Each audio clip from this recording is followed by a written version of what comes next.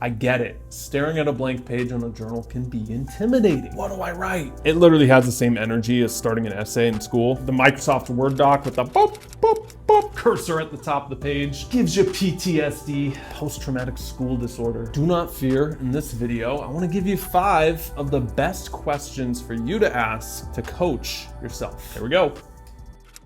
Before I give you question 1, I want to tell you something. Humans have a tendency to think that they're super rational when they're not. These are also known as cognitive biases. One that relates to the question I'm going to give you, called ownership bias. Simply stated, when something is ours, we value it more. Perfect way to illustrate this is think of the last time you tried to sell a car or something on Facebook Marketplace. Chances are you probably thought it was worth more than the person buying it and they tried to lowball you. Or in my case, when I tried to sell my first car, I had a dude try to jump me in a McDonald's parking lot to get my car, and that was the last time I ever used Craigslist. So how does this relate to the question that you're about to get? When we're so close to our own problems, it makes it very hard for us to see it objectively. You ever notice that it's easier to give your friends advice? They come to you with a relationship situation. What do you think about this guy I'm dating? You're like, he's literally a walking red flag with a drinking problem, anger management issues. There's a 73% chance he definitely clubs baby seals. You can see it because it's so objective, you're a third-party perspective. But if you've ever been in a relationship with someone who wasn't good for you and you can analyze it when you're removed from it, you're not together anymore, good for you. You're looking back like, why did I stay so long? Because you have rose-colored glasses on and it turns everything red, so you can't see the red flags. Where are we going with this? The first question you can ask yourself, what advice would I give someone else in my exact same situation? This is hands down one of my favorite coaching questions of all time. And it's a question I still use with coaching clients to this day. See, what this question does is it removes the ownership bias from your problem. It allows you to step from a first party point of view, where you're seeing it through your eyes, your emotions, your logic, your scenario, your stories, and you're able to zoom out into more of a third-party observer looking down on yourself. You might be like, well, dude, I don't even know the answer to my problem. If you're brutally honest, 90% of the time, you know the answers. You're just not giving yourself the space to listen to them. Ask that question in a journal next time you're in a fork in the road. Heck, ask it to yourself tonight and go deep. You'll be surprised what answers come up for you. And when you do that, you're ready to ask question number 2. Story time. The year was 1954. Conventional wisdom said it was impossible to run 1 mile in less than 4 minutes. So needless to say, everyone was floored when the next day, on May 5th, Roger Bannister ran a mile in 3 minutes, 59 seconds. What? How did he do it? He's a runner, he's a track star. What was crazier, 6 weeks later, an Australian ran the 4-minute mile 1 second faster than Roger Bannister. You know how many people since 1954 have broken the 4-minute mile, which was supposed to be impossible? 1,663, including high school students. It's now a professional standard for middle distance runners. What would I do if I was fearless and knew I could not fail? So how does this story relate to question number 2? There's well-intentioned Instagram motivational pages. Remember those from like 2017? It was all the rage. There was like a blurred out, blacked out line in the background. How to be a Sigma male. You know what I'm talking about. One of those is the only limits you place are the ones on yourself. There's truth behind that. And what this question does is it removes limits from you. Since everything starts with the belief, what would I do if I knew I could not fail, allows you to adopt new identities and new beliefs. Maybe you would be in another relationship and give it your all. Maybe you would start a business. Maybe you'd go traveling and see the world. I'm gonna stop giving you examples because I want you to take that question and work a little for them for yourself. I asked that question in my early 20s and it led me to what you are seeing right now in this moment. Question 2, powerful stuff. Question number 3. This one might be my favorite. Before I give it to you, you might be asking yourself, what makes these questions so good? Where did you get these from? Did you literally just make these up and put them in a YouTube video? Yes, I did. Sort of. I've invested hundreds of thousands of dollars into coaching and masterminds. Been doing this for over a decade now. Really good coaches will ask really good questions. I realized that there was only a handful that were worth their weight in gold. So what I did is I compiled them into a document, and it's actually the very first thing when people come into our metamorphic coaching program, we give them this workshop. It's a beefcake. It's not for the faint of heart. They have 23 of the best coaching questions ever, and these 5 are directly from them. It is amazing what the right questions can do for you. We call it 2 years of coaching in 2 weeks. So question number 3, one word, boundaries. Those are kind of hard to set, aren't they? Especially with extended family. We're talking a lot about coaching advice, so one that stuck with me around business, and I'll relate it to you in question number 3. Getting from $0 to $100,000 a year, it's all about what you say yes to. Yes to opportunities, yes to people, yes to posting, yes to business, yes to products, right? You follow?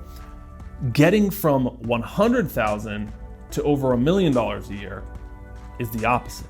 It's about what you say no to. I'll give you a personal example. I used to say yes all the time. Events, I'm there. Podcasts, put me on. Collaborations, come on board. Until one day I was journaling on this very question. When I looked at my data, the only thing that mattered was these kinds of videos. And when I looked at where my energy was going, it was collaborations, podcasts, being on people's shows. So I made a boundary that I don't do interviews. I don't do podcasts. I don't have the goal of going and speaking on lots of stages. And I'm so fortunate now, I can pull up my Instagram and there's like 100 podcast requests in there. I don't think I'm above anybody. I don't think I'm too good to be on people's shows. This goes for big or small. I've said no to collaborations with top of the top people that you would know of. Why do I do that? It's to protect the creative energy and the vision and giving it all to you guys here on this channel and this platform. And so that's been a personal boundary that has given me so much more energy and creative juice back. So back to you. Question number 3. What do I need to start saying no to?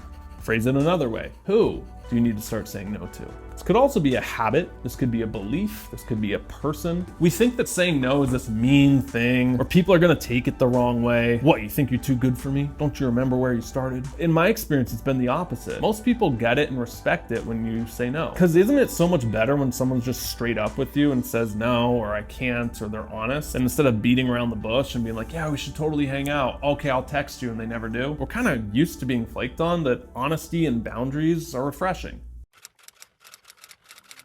Let me show you something. You see this right here? You may already have seen something similar. It's the scale of emotions. When people talk about raising your vibration, they're talking about moving from low emotions, shame, fear, guilt, jealousy, into higher ones: love, courage, neutrality, willingness. What does this have to do with question number 4? Holding grudges, resentment, anger about the past is completely normal, but just because it's normal don't mean it's good. It's probably evolutionarily wired in us. If someone steals from you in a tribal society, you're gonna remember and hold on to that so they don't do it again. Don't trust that person. There might even be a self-righteousness component to it. I'm gonna be mad at this person because they'll know what they did and one day they'll apologize. They'll realize they were wrong. In a vibration sense, when you're mad or you're holding on to resentment, does that put you in a higher or a lower one? A lower. So even if you're right, you're still wrong because you're lowering your vibration. Does that make sense so far? A knockout quote by the Buddha, something along the lines of, holding on to resentment is like drinking rat poison and expecting the other person to die. Here's where question number 4 comes in. Who am I still angry at? Who do I still need to forgive? In the 12-step program, step number 8 is making amends with people who you've wronged and apologize. It's the opposite of this. It's asking for forgiveness from people. Because all these open wounds, all this emotional baggage that we carry around really subconsciously can weigh you down. Now you can flip that and forgive people. Now I'm not saying you have to make the decision right then and there to forgive that person or forget that thing that happened to you when you realize you're still angry at someone. But even just having the awareness, okay, now I'm angry at this person, you might not have even realized you were still carrying that around. And that's what this question can do. Because now that it's in your awareness, that's the first step of anything. You can't change something you're unaware of. Mind-blowing, I know. And so much of what we're unaware of controls our life, if you know anything about the subconscious mind and programs. So who do you need to forgive? Who are you still angry at? Here's the kicker. This might even be yourself.